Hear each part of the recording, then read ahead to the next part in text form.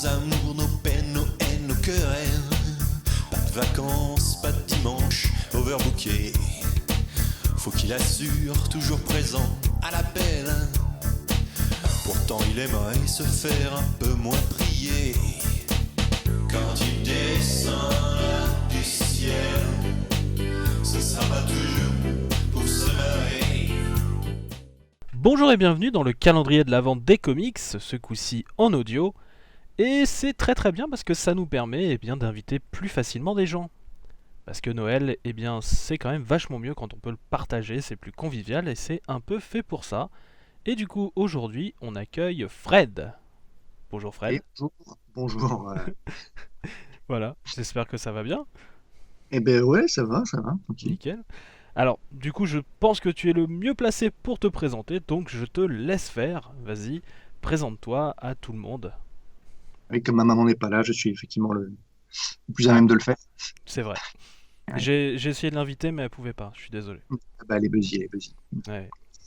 Ok, donc je m'appelle Fred, je suis entre plein de choses, on va dire dessinateur, etc. Mais principalement, là, ce qui nous intéresse aujourd'hui, c'est que je suis vidéaste, donc de la chaîne Super Hero on Web, et entre autres pour la plateforme descomics.fr. Tout à fait. Tu fais aussi de très bonnes vidéos. Du coup, donc c'est Super Hero on Web et du coup ça se traduit aussi, c'est raccourci en show aussi, peut-être Tout à fait. pour trouver plus facilement. Je sais plus trop comment on trouve ça sur YouTube. Faut chercher un peu. C'est dommage vu que c'est ta chaîne. Enfin bon. Et donc du coup, on a discuté un petit peu ensemble donc de quelle histoire on voudrait parler. On est parti sur plusieurs pistes. À un moment, on était sur du Daredevil. Et finalement, on est parti donc sur une petite histoire. Du coup, on est en duo. On est parti sur une histoire en duo. C'est le premier numéro donc de Marvel Team Up, donc qui était un magazine en fait qui allait principalement mettre des histoires de Spider-Man qui allait faire équipe avec quelqu'un d'autre. Et pour ce premier numéro, le bon vieux Spidey fait équipe avec la Torche Humaine. Et voilà, c'est une petite histoire qui s'appelle Have Yourself a Sandman Little Christmas, ou si j'ai bien compris, Joyeux Noël Homme Sable dans la version française. C'est bien. Exactement.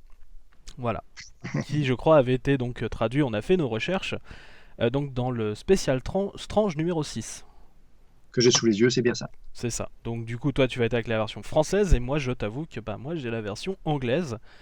Donc du coup, en plus, on va pouvoir voir un petit peu les différences. Mais avant de rentrer dans le vif du sujet, je voudrais te demander, mon cher Fred, qu'est-ce que tu as pensé de ce récit ? Eh bien, ce récit, écoute, je l'ai assez apprécié, Mhm. pas forcément pour ce qu'il raconte, mais en fait pour ce qu'il amorce, on va dire, D'accord. qui est une chose qui va arriver des années plus tard, parce que là, quand même, on est, en tout cas pour la sortie française, le 10 décembre 1976, ça ne nous rajeunit pas. Ouais, et on est en 72 pour la sortie VO. Vache. Ouais.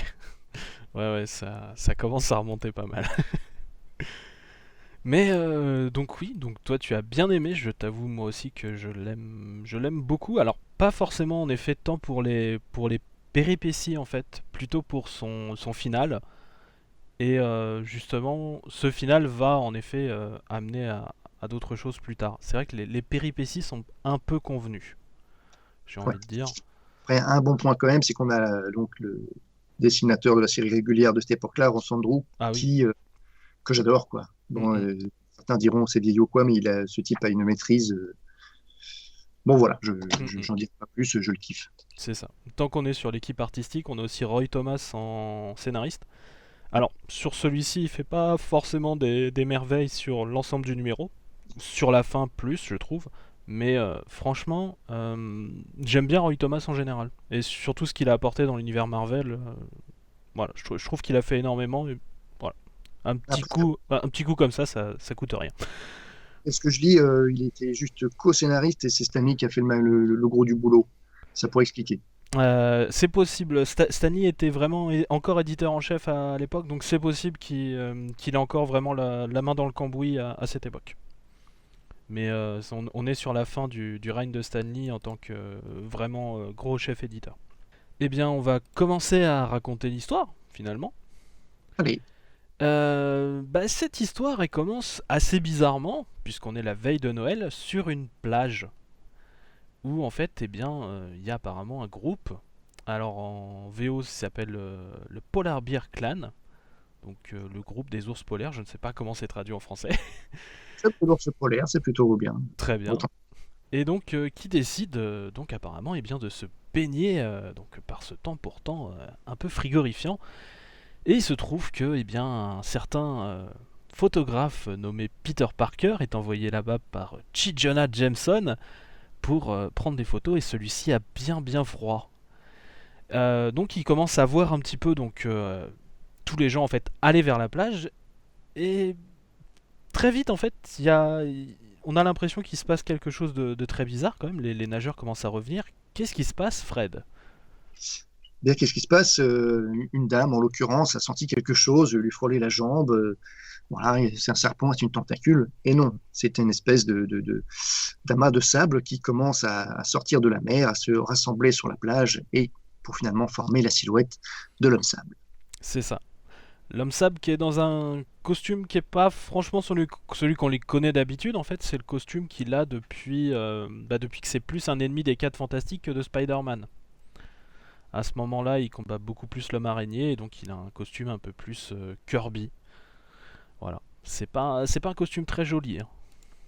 Non, oui, on a tendance à préférer, je pense, celui qu'il avait dans le film, hein, le Oui, voilà. t-shirt vert noir à rayures qui lui va très bien, qui lui donne un petit côté un petit peu vilain de tous les jours. Là, il a une espèce d'aura un peu cosmique qui ne lui va pas très bien, effectivement. Oui, c'est ça, oui, on dirait, on dirait quelqu'un qui viendrait de la zone négative ou n'importe quoi. C'est vrai que ça le fait moins bien. Il faut savoir qu'aussi, si jamais il sort de la mer, c'est pas pour rien. C'est parce qu'en fait, on est au moment où en fait tous les titres Marvel ont encore une continuité extrêmement forte. Donc, si jamais il est arrivé quelque chose à un vilain, il faut expliquer comment il revient. Et donc là, en fait, c'est très simple. En fait, dans un numéro de Hulk, en fait, le numéro 138, l'homme sable a tout simplement été envoyé dans l'océan. Donc là, il revient. Voilà. Mais donc du coup, l'homme sable commence un petit peu à ne pas du tout être discret, et commencer directement à faire ah, je suis l'homme sable, je suis voilà, et à effrayer un peu tout le monde. Et la police arrive, et je ne sais comment ça se passe avec la police. Bon, bah écoute, ça se passe comme ça doit se passer quand la police intervient contre quelqu'un qui a des pouvoirs, ça se passe pas très bien pour eux. Mm-mm. Voilà, bon, bah, le type est en sable, pour lui passer les menottes, c'est compliqué. Ah oui, c'est sûr. Bon, il est relativement gentil, il aurait pu leur mettre un petit pain dans la tête en façon béton. Mm-mm. Bref, ça se passe relativement mal, mais bon, profitant d'un cabanon de rafraîchissement, Peter Parker va enlever une couche de vêtements, déjà qu'il avait un peu froid, C'est ça, enfiler son plus beau masque et passer à l'action. c'est ça. Mais du coup, il a un peu froid, mais du coup, qu'est-ce qu'il va faire pour se réchauffer? Du coup, aller direct dans la bagarre finalement. C'est ça. Voilà, et donc du coup, forcément, il va aller sauver un petit peu donc les policiers qui commencent vraiment à être dans la mouise, on peut dire. Et il attaque l'homme sable par derrière. C'est un combat un peu classique, on va dire, de Spider-Man, l'homme sable. On va dire du sable dans la bouche, essayer de l'entoiler. Et puis, finalement, l'homme sable sur une plage, il a pas trop de mal pour s'échapper, on va dire. Effectivement. Mais l'homme sable, en fait, au début, semble quand même être très très dans l'action, jusqu'à ce qu'il entende une certaine chose, c'est qu'on soit la veille de Noël. Ouais, ouais. C'est-à-dire que c'est le fait d'entendre ça qui se dit ah tiens, je vais m'enfuir plutôt que de combattre. Et donc du coup, Spidey se dit bon, ce serait quand même bien que je le retrouve.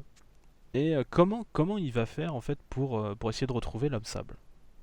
Ben, en fait, il est un petit peu embêté parce que il faudrait s'occuper de l'homme sable, mais bon, il y a rendez-vous avec Gwen, hein, Oui, donc qui est toujours des nôtres à cette époque-là. Et du coup, ben, après tout, 4 Fantastiques, enfin, Homme Sable, ennemi des 4 Fantastiques, ben, je vais aller leur refiler le dossier, quoi. oui c'est ça. J'aime beaucoup voir tu sais, Spider-Man, tu sais, les responsabilités, tout ça. C'est une des rares fois où je le vois en fait essayer de refiler une responsabilité à quelqu'un. Je me souviens d'une ou deux autres fois, je crois que c'était avec Venom, enfin, il y avait eu des trucs. Mm, mm. J'ai dit, bon, là, vraiment, le dossier est un peu gros pour moi, alors, allez, on va aller refiler ça. Ouais, C'est plus Gwen, je pense. Et donc du coup, il arrive au manoir des 4 Fantastiques. Il essaye de rentrer par une fenêtre et tout d'un coup, il y a des rangs de feu qui sortent de cette fenêtre. Je sais pas ce que faisait Johnny Storm, alias la Torche Humaine à ce moment-là, mais ça avait pas l'air très safe. Oui, c'est vrai qu'il n'y a aucune explication. Il balance juste des ronds de feu par la fenêtre. Il devait s'ennuyer. C'est ça. Bah après tout, bon pourquoi pas, Gandalf peut s'amuser à faire des ronds de fumée avec sa pipe, hein, pourquoi pas la torche. Après tout, ouais. Ah ouais. Ouais. En tout cas, il se justifie en disant qu'il a des problèmes de cœur et que bon, faut pas l'embêter, quoi. C'est ça. Et surtout, il est tout seul, puisque du coup, apparemment, le reste des 4 Fantastiques sont partis parce que c'était Noël. Oui. Voilà, Ouais. et lui, du coup, il est tout seul. Je trouve ça un peu triste aussi, ça. Pour le coup. Bah, surtout, voilà, donc effectivement, il venait de se séparer avec Crystal, donc Mm-mm. Johnny est pas à la fête. Non. Et donc, du coup, eh bien, Spidey lui amène la nouvelle que l'homme sable est de retour en ville. Ouais, mais du coup, on peut peut-être essayer de le retrouver, tu vois. Je pense que ça lui changerait l'esprit de se défouler un petit peu à Johnny Storm. Et il commence donc à réfléchir un petit peu comment est-ce qu'on pourrait le retrouver. Et du coup, il commence à se rappeler qu'en fait, Johnny Storm, la première fois qu'il a vu l'homme sable, en fait, c'était au New Jersey. Mhm. Donc près du pont donc George Washington. Et en fait, Spidey, lui aussi, ça lui dit un truc. Oui, je crois grosso modo, c'est par là qu'il l'a vu se diriger. C'est ça. Et donc, n'ayant pas de meilleure piste, c'est un peu une patrouille, hein, soyons francs. Ils décident de partir, mais ils partent pas n'importe comment, ils partent en... Fantastica. Ouais, mais pas la nouvelle version, quoi, c'est Ouais. la vieille Fantastica. Et donc du coup, Spidey est un peu là. C'est la fameuse Fantastica, ça. Et non, pas vraiment, hein, mais bon, c'est l'ancienne version. Ça va faire avec. C'est ça. Donc on a le droit à une petite balade à travers New York. C'est très joli, on voit toutes les décorations de Noël dans le coin. C'est plutôt une bonne ambiance. On voit bien qu'il a neigé. On est bien dans l'ambiance de fête pour le coup dans les décors. Ouais. C'est Ouais. assez sympa. Et donc du coup, bah, il commence un petit peu donc à faire finalement une patrouille. C'est Et ça. voilà. Puis aussi donc il s'envoie quelques fions, hein. Ouais. Voilà, C'est de là. c'est ça. C'est un grand amour vache, on va dire, entre Spider-Man et la Torche. Ouais. Ah, mais Bah, je dirais que c'est Spidey quand même qui a commencé. surtout que Spidey est là en train de dire qu'il ne peut pas s'attarder parce qu'il a un rendez-vous alors que l'autre vient de se faire plaquer, forcément. Oui, ça n'aide pas. Ça n'aide pas, tu as raison. Et donc du coup, donc en passant, il ne trouve pas donc de traces de l'homme sable, mais il voit donc une jeune femme en fait se faire attaquer par 2 hommes pour tenter de lui voler ses cadeaux de Noël. Pas gentil. Non, c'est pas gentil. Et donc du coup, qu'est-ce qui se passe? Il se passe à Cabriole, Spidey se met en dessous du Fantasticar, envoie l'étoile, colle les gars Mhm, sur un mur, et voilà, tout est réparé. c'est ça. La Alors, dame est tellement gentille qui préfère même passer l'éponge et ne pas appeler la police. c'est ça. C'est pour ça en fait. En gros, ils disent bon bah ils m'ont pas, enfin ils ont pas réussi à partir avec les trucs et tout ça. Puis bon bah c'est Noël. Bon allez, on les entoile juste sur le mur. Normalement ça dure 1 heure. Voilà, ce sera suffisant. Et donc du coup bah c'était un petit peu la séquence d'action de Spider-Man. Mais il se trouve que c'est une histoire de duo, donc il est temps pour la séquence d'action de la Torche. C'est vrai que oui, c'est très... tu sens bien que c'est pas un scénario très organique. Il y a une formule, hein, clairement. Mais en même temps, c'est le premier numéro du coup de ce magazine Team Up. Donc peut-être Ouais. qu'ils essayent justement un peu de voir comment ça fonctionne. Alors, qu'est-ce que va faire la Torche? C'est encore moi qui raconte. Ah, voilà, Si tu veux. Alors, c'est très simple. Voilà, cette fois-ci, nous avons affaire à un problème routier. Il y a un gros camion-citerne qui est sur la route neigeuse, peut-être verglacée, on ne sait pas. En tout cas, il est en train de déraper sur la glace. Mm-mm.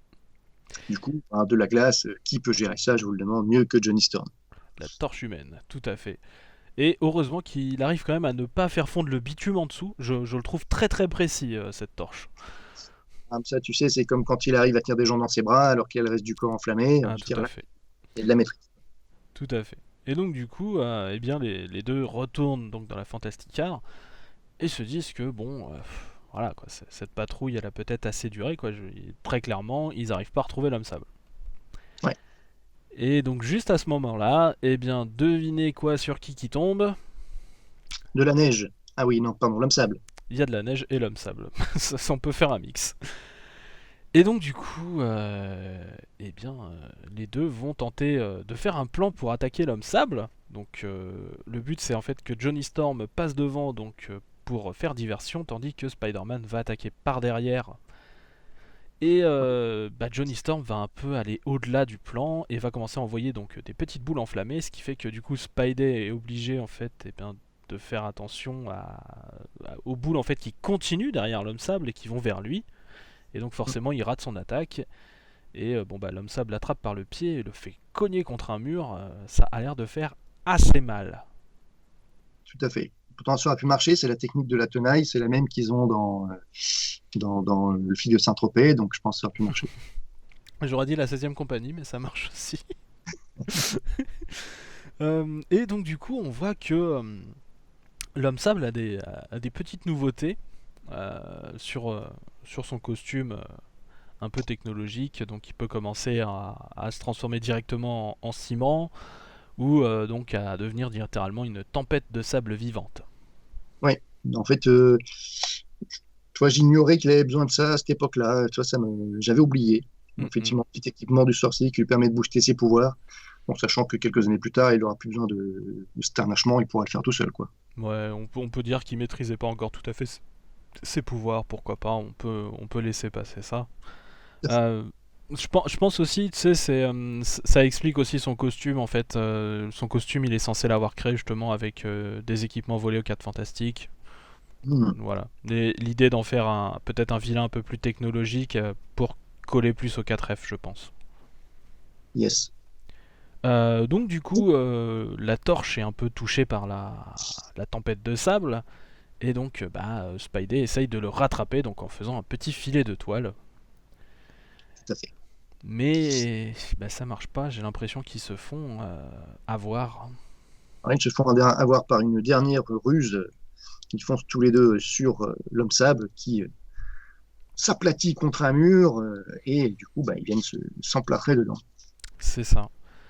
Et donc du coup on voit que l'homme sable a quand même un petit peu réfléchi, il a essayé de créer un petit piège mortel des familles. Donc est-ce que tu peux nous expliquer un petit peu comment fonctionne ce piège mortel ? Oui, alors donc après cette emplafonnade dans le mur, nos deux héros sont donc KO pour le compte et ficelés, ligotés dos à dos dans un château d'eau. Château d'eau, tout à fait. Alors ce que je comprends pas, c'est comment ça marche parce que à un moment donné, il y a pas d'eau dans le fond, puis après l'eau monte. Bon, il doit y avoir un système. Ouais, je sais pas trop. Mais en effet, oui, l'eau monte et donc comme ils sont un peu de dos à dos. Du coup, il peut y en avoir qu'un qui est sur le devant en fait pour respirer. Et on voit Spidey qui réfléchit en fait et qui réussit donc en fait à trouver un plan, et ce plan consiste à faire en sorte que la torche humaine comprenne qui peut en fait faire brûler la corde. C'est ça. En fait, c'est même voilà, il va réussir à réenflammer sa tête en fait et envoyer un petit crachat de feu directement sur la corde qui va leur permettre de se libérer de tout ça. C'est ça. C'est un peu tiré par les cheveux, mais bon. Ouais, mais bon, voilà, dans le principe, ça fonctionne. Et c'est là qu'on voit aussi la maîtrise donc, de Johnny, c'est quand juste après, il arrive à brûler les liens qui retiennent ses poignets et ceux de Spider-Man sans cramer Spidey, quoi. C'est ça. Et par contre, les deux héros sont un peu surpris, surtout Spidey, en fait, parce que il a l'impression qu'en fait l'homme sable voulait qu'il s'en sorte. Ouais.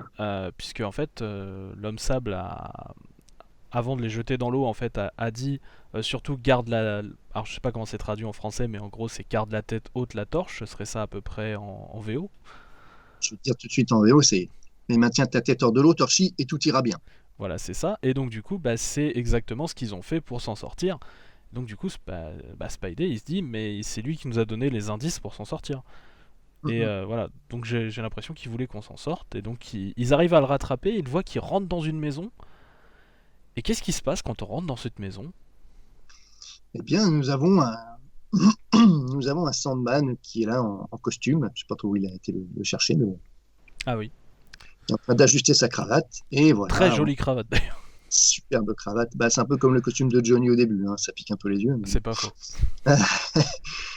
Et on voit à travers donc une autre porte qu'il y a une femme assez vieille qui est donc la maman de William, la maman de l'homme sable. Tout à fait. Et donc du coup, il nous explique en fait, donc elle est vieille, elle est assez malade, et que en fait, il essaye de toujours venir la voir donc pour Noël, quoi qu'il arrive, et qu'en fait, personne lui a jamais dit que son fils était un criminel en fait. Mm, mm. Et donc du coup,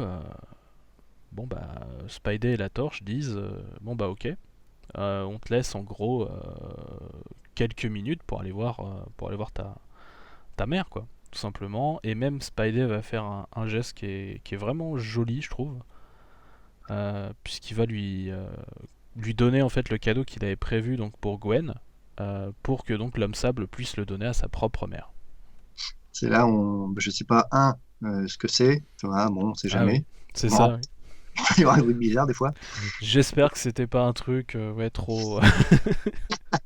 Et comment Gwen va réagir quand elle va voir qu'elle aura pas de cadeau. Mais bon. Oh, je pense que c'est un peu tard, hein. De toute façon, là, je pense que Spidey est en retard de ouf, là. Quand l'histoire a commencé, il faisait bien jour, là, il fait nuit, hein. Ouais, ça va mal se passer pour lui. Ah, bah, c'est toujours la fameuse chance des Parker, écoute. Et donc, du coup, on voit nos deux héros qui réfléchissent un petit peu de leur côté, en fait. On voit Spidey qui pense à sa vieille tante, tu vois. Mm.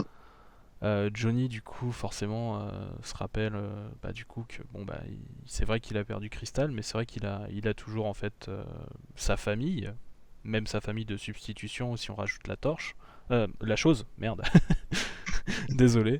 Donc sa famille de substitution si on rajoute la chose et, euh, et donc du coup apparemment ils ont été pris dans leur pensée et ça fait 15 minutes et ils n'ont pas été voir. Qu'est-ce qui s'est passé? Bah, il s'est passé ce que finalement, eh bien, l'homme sable a fui en empruntant les canalisations de la salle de bain. C'est ça. Mais ce qui est intéressant, c'est qu'ils le prennent pas mal. Ils se disent pas, attends, il s'est foutu de nous, il s'est barré. Et ils disent non. En fait, il n'a pas envie qu'on s'occupe d'aller le mettre en prison ce soir. Il préfère nous laisser notre soirée et on le retrouvera plus tard. C'est ça, plus tard.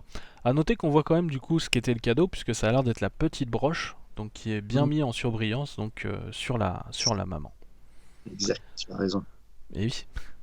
Et donc du coup, ça se finit donc sur la torche, qui est écrit dans le ciel. Alors je sais pas ce qui est écrit en VF, mais en gros, techniquement, c'est écrit paix sur la terre aux hommes de bonne volonté. Ben, exactement.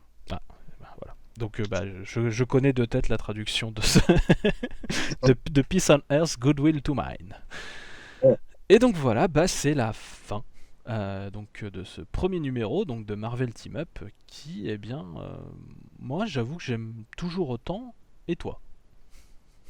Ben, comme je le disais, il y a effectivement pour moi un côté un petit peu superficiel à cette histoire. On est loin des recherches profondes d'un DD ou de quelque chose comme ça. Mais j'aime bien quand même cette histoire, voilà, pour ce qu'on en a dit, à savoir donc la complicité qu'il y a entre Johnny et Peter, Oui, tout à fait. et donc à cet approfondissement du personnage de Sandman, même si c'est léger, c'est juste évoqué ici, mais ce Oui, qui l'emmènera des années plus tard à comment on dit, à avoir une rédemption, on peut dire. voilà, Bah, c'est pas le mot que je cherchais, mais il fera d'accord. très bien le faire. Ouais, en gros, oui, l'homme sable petit à petit va passer du côté des anges, on va dire, et donc devenir un héros de plein droit. Il va même se retrouver donc chez les Avengers Ouais. bien En plus tard. membre réserviste, mais bon, c'est quand même un Ah, c'est quand même pas mal. sacré. Bah oui, commencer en tant qu'ennemi des Fantastiques et finalement membre réserviste des Avengers, c'est quand même un sacré parcours. Ah, il y en a qu'on fait mieux. Par exemple, l'œil de faucon, il a commencé en tant qu'ennemi d'Iron Man et ça fait quand même vachement longtemps qu'il... Ouais, mais il a été ennemi d'Iron Man combien? 2 épisodes? Bon, Ouais, voilà. mais il aime beaucoup le rappeler, comme ça on le confond pas avec Green Arrow. Et donc du coup, oui, donc c'est le début, oui, de la rédemption peut-être de l'homme sable. Une rédemption donc qui est passée par d'autres numéros. Donc on va peut-être en donner un chacun. Des numéros qui montrent justement ce côté rédemption de l'homme sable. Je sais que tu en as un de ton côté. Tout à fait. Vas-y, je te laisse le dire et après je ferai le mien. Eh bien, il s'agit du numéro 262 de Spider-Man, donc publié en France dans le Strange numéro 213, Mhm. et qui montre comment, à ce moment-là, donc l'homme sable a pris un nouveau nom d'ailleurs, je ne sais plus comment il s'appelle, et il est hébergé dans une famille d'accueil. Mhm. Il a laissé tomber tout ce qui est bien sûr criminalité, et par le plus grand des hasards, il va se retrouver au milieu d'une bagarre. Mhm. Spider-Man est pris à partie avec le sinistre syndicat. Bon, c'est un ersatz des sinistres 6. C'est ça. Il y a quand même quelques gros calibres comme le Rhino, le Scarabée, le Boomerang, Speed-Demon, enfin Oui, des ennemis que Spider-Man, en tout cas pour affronte. ça, a eu du mal même à battre un contre un. Donc là, ils sont 5 ou 6, autant dire que c'est pas facile pour lui. Ah, c'est le principe des Sinister Six. Voilà. Mais avec d'autres héros peut-être un peu moins en vue parce que à part le Rhino, les autres sont quand même un peu plus un peu plus mineurs peut-être dans les ennemis de Spidey. Sans doute. Ouais, il y a Hydro-Man aussi. Ah, c'est vrai. Mais il apparaît beaucoup moins ces derniers temps quand même, Hydro-Man. Ça fait longtemps qu'on l'a pas vu dans un truc d'importance, mine de rien. Ouais. Mm. Et donc Et moi, donc, vas-y. juste ça, donc c'est Ron Frenz qui dessine en plus, donc c'est très chouette. Ah oui. Donc voilà, on va voir du coup l'homme sable, il va vraiment hésiter une fraction de seconde à savoir qu'est-ce que je fais, je me barre, je viens, et finalement il intervient pour coller à ses nouvelles valeurs, et puis parce que du coup, avec Spider-Man, il y a tout un historique qui fait que maintenant aussi il est sur cette voie de la rédemption. Mm. Et donc moi je voulais parler du Marvel Two-in-One 86, donc qui n'a malheureusement pas été traduit en français. Je trouve ça très dommage parce que c'est une très bonne petite histoire.